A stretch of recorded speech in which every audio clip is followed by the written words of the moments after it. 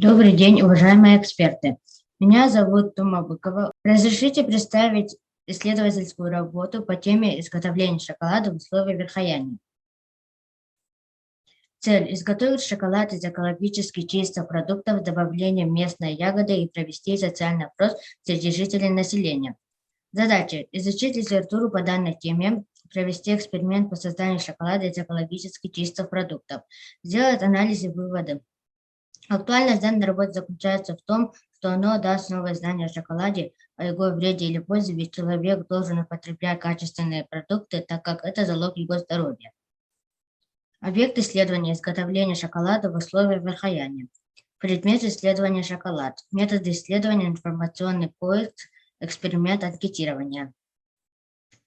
История шоколада насчитывает около 3000 лет. В языке мексиканских индейцев слово «шоколад» проистекает из слов «чоко-пена» и «атл-вода». У нас в Якутии появилась своя шоколадная фабрика, где изготавливают шоколад с добавлением местных ингредиентов. Шоколад якутской фабрики. Шоколад якутской фабрики составляет конкуренцию птичьему молоку производства ЕХК. Мы каждый год на своем огороде выращиваем садовую землянику барон Салимахе. По содержанию витамина С земляника уступает только черной смородине. Мы с мамой, технологом пищевой промышленности по образованию, решили попробовать приготовить шоколад с ягодой, который растет в небольшом количестве в нашем родном Верхояне. Называется кистингля и еще с земляникой, выращенной своими руками. Название наших шоколадов «Минигас Балях» и «Джолом Тана». В подогретое молоко всыпать при постоянном помешивании смесь сахара и какао до полного растворения и разведения комочков.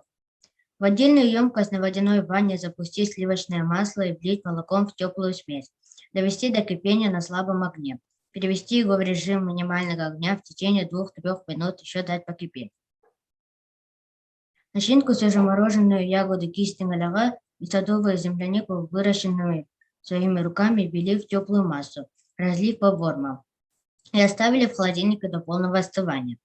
Мы провели эксперимент по приготовлению шоколада в домашних условиях из экологически чистых продуктов. Изучив информационный источник о шоколаде, я составила буклет. В исследовании было опрошено 26 учащихся начальных классов. Первый вопрос. Часто ли вы едите шоколад? Ответ: часто 17, не совсем 4, не любит 5.